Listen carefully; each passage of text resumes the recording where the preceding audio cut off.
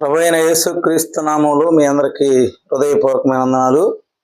దేవుని మహాకృపను బట్టి మనందరి జీవితాల్లో మరొక దినాన్ని పొడిగించినందుకు యేసుక్రీస్తు ప్రభువుని స్తుతింపబద్ధులమై ఉన్నాము. ప్రియులారా, మనము లేఖన భాగంలోకి వెళదాము. మనం వాక్యం చదువుకుని ప్రార్థన చేసుకుని ముందుకెళదాము. మరి మా ఆది కాండము 18వ అధ్యాయము 1వ వచనం చదువుకుందాం. అలాగే 9 నుండి మనం 14 వరకు కూడా చదువుకుందాం, 15 వరకు కూడా. మరియు మామిడి దగ్గరనున్న సింధూర వనంలో అబ్రహాము ఎండవేళ గుడారం ద్వారమందు కూర్చుని ఉండినప్పుడు యెహోవా అతనికి కనబడిన. అలాగే 9 నుంచి వారు అతనితో, నీ భార్య అయిన శారా ఎక్కడున్నదని అడుగుగా అతడు, అదిగో గుడారంలో ఉన్నదని చెప్పాను. అందుకు ఆయన, మీదటికి నీ కాలం నీ వద్దకు నిశ్చయముగా మరల వచ్చేదను. అప్పుడు నీ భార్య అయిన శారాకు ఒక కుమారుడు కలుగునని చెప్పాను. శారా ఆయన వెనక నుండిన గుడార ద్వారమందు వినుచుండెను. అబ్రహామును శారాయును బహుకాలము గడిచిన వృద్ధులై ఉండిరి. స్త్రీ ధర్మము శారాకు నిలిచిపోయాను గనుక శారా, నేను బలము ఉడికిన దానినైన తరువాత నాకు సుఖము కలుగున, నా యజమానుడును వృద్ధుడై ఉన్నాడు కదా అని తనలో నవ్వుకొనెను. అంతటా యెహోవా అబ్రహాముతో, వృద్ధురాలునైన నేను నిత్యముగా ప్రసవించదనా అని శారా నవ్వనేలా? యెహోవాకు అసాధ్యమైనది ఏదైనా ఉన్నదా? మీదటికి ఈ కాలం నా నిర్ణయ కాలమందు నీ యొద్దకు తిరిగి వచ్చేదను. అప్పుడు శారాకు కుమారుడు కలుగునని. శారా భయపడి, నేను నవ్వలేదని చెప్పగా ఆయన, అవును, నీవు నవ్వితివనెను. ప్రియులారా, మనం ప్రార్థన చేసుకుని ముందుకెళ్దాం. ప్రేమ కలిగిన ప్రియ పరలోకపు తండ్రి, నీ పరిశుద్ధమైన నామమును బట్టి స్తుతిస్తున్నాం. 2000 సంవత్సరాల క్రితము ఈ లోకంలో నాయన మీ ముద్దు కుమారుడు, ఏకైక కుమారుడైన యేసుక్రీస్తు ప్రభువుని ఆయన మా కొరకు జన్మింపజేసిన విధానాన్ని బట్టి స్తుతిస్తున్నాం ప్రభువా. ఇదిగో మాకు ఇచ్చినటువంటి రక్షణను బట్టి స్తుతులు. నీ ప్రియ కుమారుడు మా కొరకు బలిగాను అర్పణగా చేయబడటం ద్వారా మాకు ఆ రక్షణ కలిగింది ప్రభువా. ఈ సమయంలో ప్రభువా, నీ వాక్యమును మేము చదువుకుని ఉండగా మా కొరకు ప్రభువా ఆశీర్వదించమని వేడుకుంటున్నాము. ఇదిగో ఆదియు అంతము వెలిగిన దేవుడివి, సమస్త మెరిగిన ప్రభువువి. ఇదిగో ఈ వాక్యమును నాయన నీ చేతులకు అప్పచెప్పుకుంటుండగా నువ్వే మహిమ, ఘనత, ప్రభావములు పొందమని, కేవలము నువ్వు మా అందరితో మాట్లాడి మహిమ పొందమని మా విమోచకుడు, ప్రాణప్రియుడు, త్వరలో రానయ్యున్న యేసుక్రీస్తు ప్రభు నామములో చేరి ప్రార్థించి వేడుకుంటున్నాము ప్రభువా, ఆమేన్. ప్రియులారా, ఇక్కడ చదువుకున్న లేఖన భాగంలో మనము అబ్రహాము దగ్గరికి కదా, వృద్ధుడైన అబ్రహాము దగ్గరికి మరి దేవుడు రావటం చూస్తున్నాం. వచ్చి అబ్రహాముతో మాట్లాడుతున్నాడు. ఆయన ఎండవేళలా తన గుడారం దగ్గర కూర్చున్నప్పుడు యెహోవా అతనితో మాట్లాడుతున్నాడు. మీదటికి కదా ఈ కాలమునకు మరి నేను నీకు కుమారుణ్ణి ఇస్తానని మాట్లాడుతున్నాడు. గుడారంలో ఉన్న శారా ఎక్కడుందని అంటే గుడారంలో ఉన్నదని చెబుతాడు. ఇక్కడ మొదటి మరి 18వ అధ్యాయం 9వ వచనంలో వారు అతనితో, నీ భార్య అయిన శారా ఎక్కడ ఉన్నదని అడుగగా అతడు, అదిగో గుడారంలో ఉన్నదని చెప్పాను. గుడారంలో నివాసం చేస్తున్నటువంటి శారా వాళ్ళు మాట్లాడుకున్నటువంటి మాటలు వినుచుండారు. వినినప్పుడు ఇక్కడ యెహోవా అంటాడు అబ్రహాముతో 11లో, అబ్రహామును శారాయును బహుకాలము గడిచిన వృద్ధులై ఉండిరి. స్త్రీ ధర్మము శారాకు నిలిచిపోయాను గనుక శారా, నేను బలం ఉడికిన దానను. ఇక్కడ బలము ఇద్దరికి లేదు కదా, వృద్ధులై ఉన్నారు. అబ్రహాము 99 ఏళ్ళుగా ఉన్నాడు, మరి వృద్ధుడిగా ఉన్నాడు. ఆమె తన మనసులో అనుకుంటుంది శారా. ఏమని అనుకుంటుందంటే, నేను బలము ఉడికిన దానిని కదా, నాకు పిల్లలు కలుగునా అని తన మనసులో అనుకుంటుంది. అనుకుంటే ఆ మాట ఏంది, దేవుడు చూశాడు, దేవుడు విన్నాడు. హృదయాలు ఎరిగిన దేవుడు, హృదయ రహస్యాలు ఎరిగిన దేవుడు యేసుక్రీస్తు ప్రభు. ఆయన విన్నాడు. విని ఏమంటున్నాడంటే, యెహోవాకు ఇక్కడ 13 ఏమంటున్నాడు, అంతటా యెహోవా అబ్రహాముతో, వృద్ధురాలైన నేను నిశ్చయముగా ప్రసవించదనా అని శారా నవ్వనేలా అని మాట్లాడుతుంది. నవ్వుతుంది శారా, హృదయంలో నవ్వుకుంటుంది, మనసులో నవ్వుకుంటుంది కదా. దేవుడు అబ్రహాముతో మాట్లాడేటువంటి మాటలు విని, అయ్యో ఇంత వయసు కలిగిన దానివి కదా అని నవ్వుకుంటుంది. దేవుడు ఏమంటున్నాడంటే 14లో, యెహోవాకు అసాధ్యమైనది ఏదైనా ఉన్నదా అని మాట్లాడుతున్నాడు కదా. యెహోవాకు అసాధ్యమైనది. ప్రియులారా చూడండి, మరి 99 ఏండ్లు అబ్రహాముకి పిల్లలు లేరు. అయితే 70 ఏళ్ళప్పుడే అబ్రహాముకు దేవుడు ఏం చేశాడు, వాగ్దానము చేశాడు. అబ్రహాముకి 70 ఏళ్ళు ఉన్నప్పుడు వాగ్దానం చేశాడు, నీకు నేను నీ బంధువుల యొద్ద నుండి, నీ ఇంటి వారి యొద్ద నుండి నువ్వు రా, నీ ఊరు నుండి రా, నేను కానాను దేశమును, పాలు తేనెలు ప్రవహించే దేశం నిన్ను ఆశీర్వదిస్తాను అని అబ్రహాముకు వాగ్దానం చేశాడు. విశ్వాసముతో ఎదురు చూశాడు అబ్రహాం. ఏం చేశాడు, విశ్వాసముతో అబ్రహాము ఎదురు చూశాడు. అందుకనే రోమీలకు రాసినటువంటి పత్రిక కదా, 4వ అధ్యాయములో ఒక మాట అంటాడు చూడండి. రోమీలకు రాసినటువంటి పత్రిక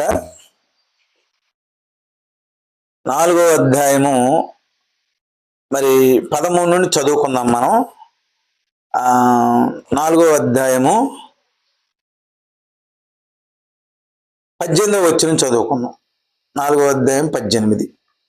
నిన్ను అనేక జనములకు తండ్రిగా నియమించితిని అని రాయబడి ఉన్నది. నీ సంతానము ఇలాగూ ఉండునని చెప్పిన దానిని బట్టి తాను అనేక జనములకు తండ్రి యగునట్లు నిరీక్షణకు ఆధారం లేనప్పుడు అతడు నిరీక్షణ కలిగి నమ్మెను. చూడండి, నిరీక్షణకు ఆధారం లేనప్పుడు అలా దేవుడు మరి పిలిచాడు, అబ్రహామును పిలిచాడు, పాలు తేనెలు ప్రవహించే దేశములకు పిలిచాడు, ఇజ్రాయెల్ దేశంలో నివాసం చేయటకు పిలిచాడు.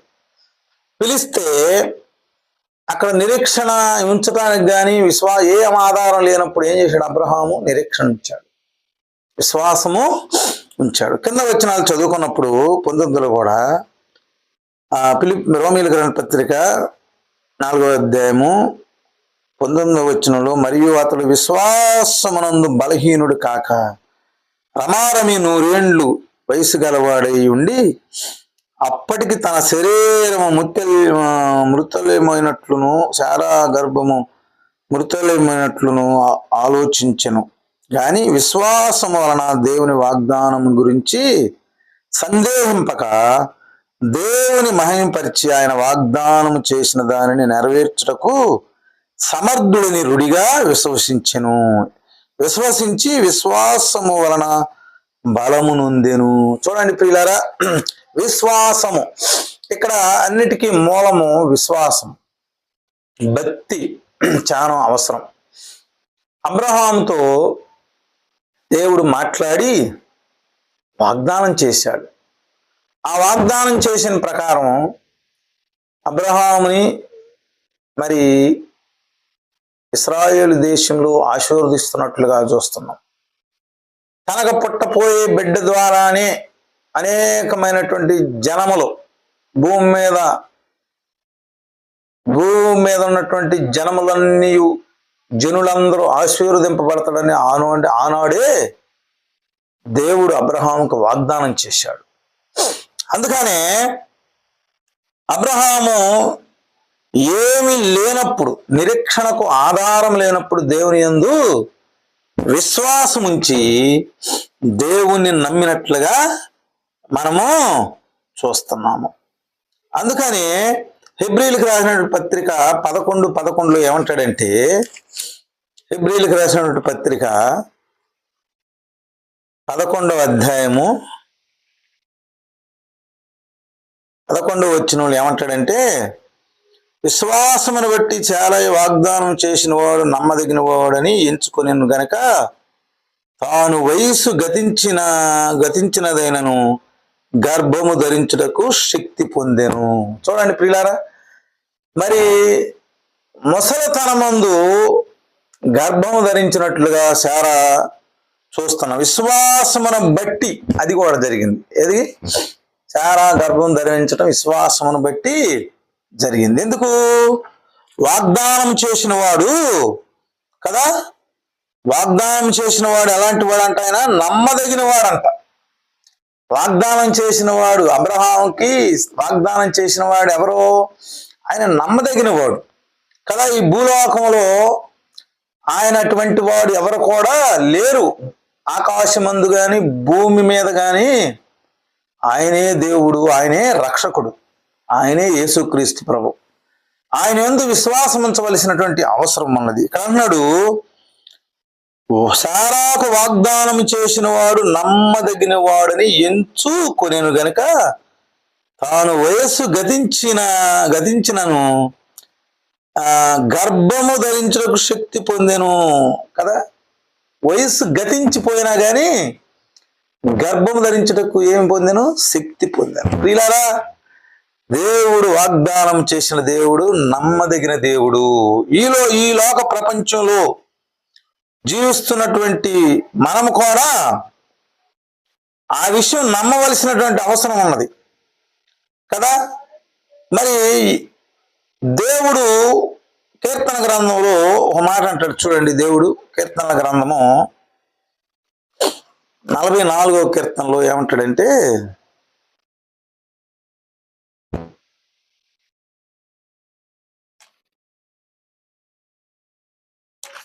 44:21 ఏమంటాడు? హృదయ రహస్యాలు ఎరిగిన దేవుడు ఆ సంగతిని పరిశోధింపక మానునా కదా. హృదయ రహస్యాలు ఎరిగిన దేవుడు అంట. మరి శారాయ తన హృదయంలో మరి సందేహ పడుతున్నప్పుడు, లేకపోతే నవ్వుకున్నప్పుడు, ఆ హృదయ రహస్యాలు ఎరిగిన దేవుడు ఏం చేశాడంటే, శారా నవ్వనేలా అని ప్రశ్నించాడు. అప్పుడు శారా ఏమంటుంది? నేను నవ్వలేదంటుంది. కాబట్టి పిల్లారా, దేవుడికి, యేసుక్రీస్తు ప్రభువుకి అసాధ్యమనేది ఏమిది లేదు. అందుకని మరి ఇక్కడ మనం 13లో చూసుకున్నప్పుడు, అంతటి యెహోవా అబ్రహాముతో వృద్ధురాలైన నేను నిత్యముగా ప్రసవించదనని శారా నవ్వనేలా అంటున్నాడు. నవ్వింది కాబట్టి హృదయ రహస్యాలు ఎరిగిన దేవుడు శారాతో ఏమంటున్నాడు? నువ్వు నవ్వేవని చెబుతున్నాడు. అంత మాత్రమే కాదు, మరి దేవుడికి అసాధ్యమైనది ఈ లోకంలో ఏమీ లేదని దీన్ని బట్టి మనము ఎరగాలి మనం కూడా. యెహోవాకి, ఇక్కడ అన్నాడు, యెహోవాకు అసాధ్యమైనది ఏదైనా ఉన్నదా? మీదటికి ఈ కాలమున నిర్ణయ కాలం మందు నీ యొద్దకు తిరిగి వచ్చేదను, అప్పుడు శారాకు కుమారుడు కలుగున. నేను నిర్ణయ కాలము, దేవుడైతే ఏదైతే నిర్ణయించాడో ఆ కాలమందు శారాకు కుమారుడు కలుగును. అబ్రహాము వంశస్థుడైన వంశము వాళ్ళు ఈ భూమి మీదకి వస్తారు.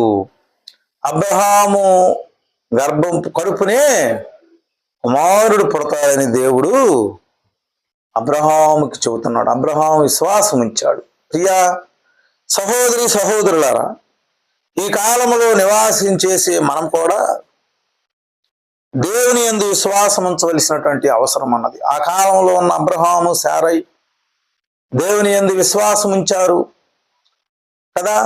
ఆధారం లేనప్పుడు విశ్వాసం ఉంచారు. ఇప్పుడైతే మనకు అంత ఆధారం ఉన్నది. ఏం ఆధారం ఉన్నది? బైబిల్ గ్రంథం ఆధారం ఉన్నది. అప్పుడు జరిగినటువంటి సంఘటనల ఆధారం ఉన్నవి కదా. బైబిల్ గ్రంథం ఆధారముగా ఉన్నది. అప్పుడు జరిగినటువంటి సంఘటనలో ఆధారములుగా ఉన్నవి. నీకును నాకును అవన్నీ సాక్ష్యముగా ఉన్నవి. అందుకనే పౌలు గారు రోమీలకు రాసినటువంటి పత్రిక మరి 4వ అధ్యాయంలో శ్రేష్టమైనటువంటి సంగతుల గురించి మాట్లాడతాడు. చూడండి, 20 నుండి చదువుకుందాం. 4వ అధ్యాయం 20 నుండి. విశ్వాసం వల్ల దేవుని వాగ్దానము గురించి సందేహింపక దేవుని మహింపరిచే ఆయన వాగ్దానము చేసిన దానిని నెరవేర్చుటకు సమర్థులని రుడిగా విశ్వసించి విశ్వాసం వలన బలము నొందెను. రుడిగా విశ్వసించి, మరి ఈ కాలంలో ఉన్నటువంటి మనము కూడా యేసుక్రీస్తు ప్రభు యందు విశ్వాసం ఉంచవలసినటువంటి అవసరం ఉన్నది. ఎందుకు ఉంచాలంటే చూడండి, ఈ మాటల కిందకు చదువుకుంటూ వెళ్దాము. 25 నుండి చదువుకుందాం. ఆయన మన అపరాధముల నిమిత్తము అప్పగింపబడి మనము నీతిమంతులముగా తీర్చబడుటకే లేపబడెను. 5 నుండి చదువుకుందాం. కాబట్టి విశ్వాసం వల్ల మనము నీతిమంతులముగా తీర్చబడి మన ప్రభువైన యేసుక్రీస్తు ద్వారా దేవునితో సమాధానము కలిగి ఉందుము. మరియు ఆయన ద్వారా మనము విశ్వాసము వలన ఈ కృపయందు ప్రవేశము గలవారమై అందులో నిలిచి ఉండి దేవుని మహిమను గురించిన నిరీక్షణను బట్టి అతిశ్రయపడుచున్నాము. అంతేకాదు శ్రమ ఓర్పు పరీక్ష నిరీక్షణను కలగజేయనని ఎరిగి శ్రమలయందును అతిశ్రయపడుదుము. ఎందుకనగా ఈ నిరీక్షణ మనకు సిగ్గు పరచదు. మనకు అనుగ్రహింపబడిన పరిశుద్ధాత్మ ద్వారా దేవుని ప్రేమ మన హృదయములో కురంబరింపబడి ఉన్నది. ఏలయనగా మనం ఇంకను బలహీనమై ఉండగా క్రీస్తు యుక్త కాలమున భక్తిహీన కొరకు చనిపోయాను. నీతిమంతుల కొరకు సహితము కూడా చనిపోవట అరుదు. మంచివాని కొరకు ఎవడైనా ఒకవేళ తెగింపవచ్చును. అయితే దేవుడు మన ఎడల తన ప్రేమను వెలువడిపరుచుచున్నాడు. ఎట్లనగా మనం ఇంకనూ పాపులమై ఉండగానే క్రీస్తు మన కొరకు చనిపోయాను. కాబట్టి ఆయన రక్తం వలన ఇప్పుడు నీతిమంతులముగా తీర్చబడి మరింత నిశ్చయముగా ఆయన ద్వారా ఉగ్రత నుండి రక్షింపబడదుము. ఎలయనగా శత్రువుమై ఉండగా ఆయన కుమారుని మరణము ద్వారా మనము దేవునితో సమాధాన పడిన ఎడల సమాధాన పరచబడిన వారమై ఆయన జీవించుట చేత మరీ నిశ్చయముగా రక్షింపబడదుము. అంతేకాదు మన ప్రభువైన యేసుక్రీస్తు ద్వారా మనము దేవుని యందు అతిశ్రయపడుచున్నాము. ఆయన ద్వారానే మనము ఇప్పుడు సమాధాన స్థితి పొంది ఉన్నాము. ప్రియులారా, ఇక్కడ దేవుడికి అసాధ్యమైనది ఏమీ లేదు. ఇక్కడ ఏమన్నాడంటే, కాబట్టి విశ్వాసం మూలమైన మనము నీతిమంతులము, విశ్వాసము మూలమున మనము నీతిమంతులముగా తీర్చబడి, ఆనాడు అబ్రహాము ఎలాగైతే విశ్వాసం ఉంచి దేవుడు చేసిన వాగ్దానముందు విశ్వసించి ఎలాగైతే నమ్మాడో, ఈనాడు యేసుక్రీస్తు ప్రభువు కూడా ఆయన ద్వారా రక్షణ ఉన్నది. మారు మనసు కావలసినటువంటి అవసరం ఉన్నది. మనకి మారు మనసు పొందవలసిన అవసరం ఉన్నది. మనము విశ్వాసమును బట్టి అది జరగాలి. విశ్వసించడం ద్వారా అది జరిగిద్ది. యేసుక్రీస్తు ప్రభువుని ఈ లోకానికి మన కొరకు వచ్చాడని నమ్మాలి. హృదయంలో విశ్వసించి నోటితో ఒప్పుకోవాల్సినటువంటి అవసరము ఉన్నది. అందుకని ఇక్కడ ఏమంటున్నాడంటే 5:10 రోమీయులకు రాసిన పత్రిక, ఏలయనగా శత్రువుమై ఉండగా ఆయన కుమారుని మరణము ద్వారా మనము దేవునితో సమాధానపరచబడిన వారమై ఆయన జీవించుట చేత మరి నిశ్చయముగా రక్షింపబడుదుము కదా. ఆయన జీవించుచున్నాడు. ఎలా జీవిస్తున్నాడు? మరణం మీద విజయము కలగజేసి జీవిస్తున్నాడు కదా. మనందరి కొరకు ఆయన జీవిస్తున్నాడు అనేది మనము జ్ఞాపకం చేసుకోవాలి. ప్రియ సహోదరి సహోదరులారా, భూమి మీద ప్రజలారా, దేవుడు అందరి కొరకు ఈ లోకానికి వచ్చి మరణించాడు, సమాధి చేయబడ్డాడు, 3వ దినమున మృత్యుంజయి మరణం మీద విజయం కలగజేశాడు.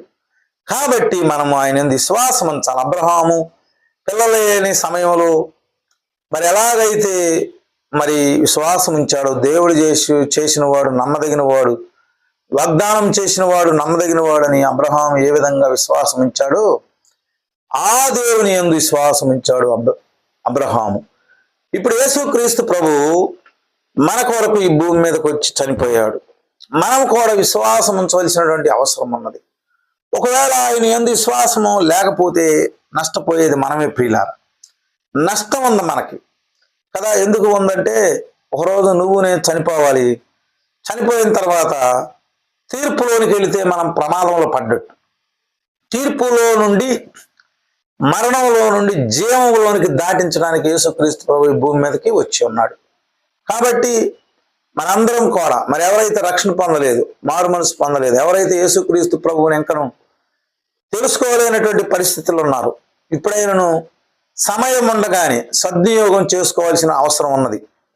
ఎందుకంటే సమయము, మనం ప్రాణంతో ఈ భూమి మీద ఎంతకాలం జీవిస్తామో మనకు సమయం ఉన్నట్టు లెక్క. తర్వాత యేసుక్రీస్తు ప్రభు ఈ భూమి మీదకి వచ్చిన తర్వాత కూడా సమయం పోయినట్టు లెక్కే.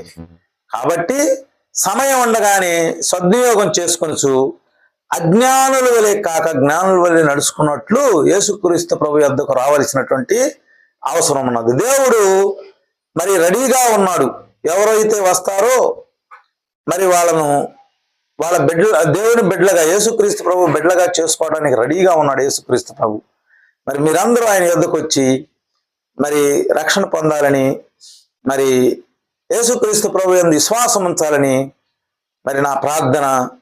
మరి దేవుడు పిలుస్తుండగా పెడచెవిని పెట్టగా చెవిటి వారుగా ఉండకుండా మరి ఆయన యొద్దకు వచ్చి మరి పరలోక సంబంధమైన ఆశీర్వాదాల గురించి తెలుసుకోవాలని, భూమి మీద యేసుక్రీస్తు ప్రభు వాక్యము వింటూ వచ్చేంత వరకు సత్యమైన మాటల గురించి తెలుసుకుంటూ మరి ఈ లోకములో మరి మనందరం జీవించవలసినటువంటి అవసరం అది. ప్రియులారా, మరి ఈ మాటలు వింటున్నటువంటి మీరు మరి యేసుక్రీస్తు ప్రభు దగ్గరికి వస్తారా? ఆయన తెలుసుకుంటారా? పరలోక రాజ్యం ఉన్నది. తెలుసుకోకపోతే నరకం ఉన్నదని బైబిల్ గ్రంథము యేసుక్రీస్తు ప్రభు స్పష్టంగా చెబుతుండగా మరి ఈ మాటలను పెడచెవి పెట్టకుండా మరి మీరందరూ విశ్వాసముతో ప్రభువైన యేసుక్రీస్తుని వెంబడించి పరలోక సంబంధమైన ఆశీర్వాదం పొంది భూమి మీద బైబిల్లో ఉన్నటువంటి మాటలన్నీ తెలుసుకుని ఆయన వెంబడించి మరి ఆయనలో సంతోషించాలని నా ప్రార్థన. ఈ మాటలు మనందరి కొరకు యేసుక్రీస్తు ప్రభు దీవించి ఆశీర్వదించినగాక. మీ అందరికీ వందనాలు.